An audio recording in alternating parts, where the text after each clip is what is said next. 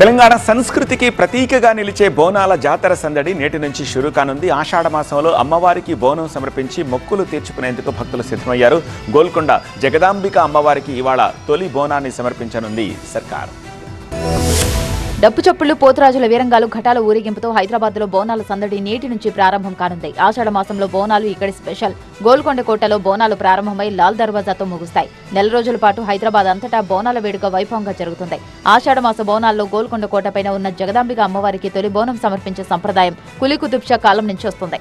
రాష్ట్ర ప్రభుత్వం అధికారిక పండుగగా బోనాల ఉత్సవాలను నిర్వహిస్తుంది. ఇవాళ ప్రభుత్వం తరపున జగదాంబిక అమ్మవారికి పట్టు వస్త్రాలు సమర్పిస్తారు. బోనాల ఉత్సవాలకు దేవాదాయ శాఖ ఆధ్వర్యంలోని శ్రీ జగదాంబిక ట్రస్ట్ బోర్డు ఏర్పాట్లు పూర్తి చేసింది. జూలై 1, 2వ తేదీల్లో బల్కంపేట ఎల్లమ్మ బోనాలుంటాయి. జూలై 13న సికింద్రాబాద్ మహంకాళి అమ్మవారికి బోనాల కార్యక్రమం ఉంటుంది. ఇవే ఉజ్జయిని బోనాలు, లష్కర్ బోనాలుగా పిలుస్తారు. జూలై 20 ఓల్డ్ సిటీ లాల్ దర్వాజా సింహవాహిని అమ్మవారికి బోనాలు సమర్పిస్తారు భక్తులు. 2 చోట్ల రంగం కార్యక్రమం ఉంటుంది. రంగంలో మట్టికుండపై భవిష్యవాణి వినిపిస్తారు. జూలై 23న చార్మినార్ భాగ్యలక్ష్మి అమ్మవారికి బోనాలు సమర్పిస్తారు. గోల్కొండలో ఈ నెల రోజుల పాటు ప్రతి గురువారం, ఆదివారం బోనాల సందడి ఉంటుంది. మొత్తం 9 పూజా కార్యక్రమాలు ఉంటాయి. అలాగే సిటీలో ఉన్నటువంటి అన్ని అమ్మవారి ఆలయాల్లోనూ బోనాలు నిర్వహిస్తారు.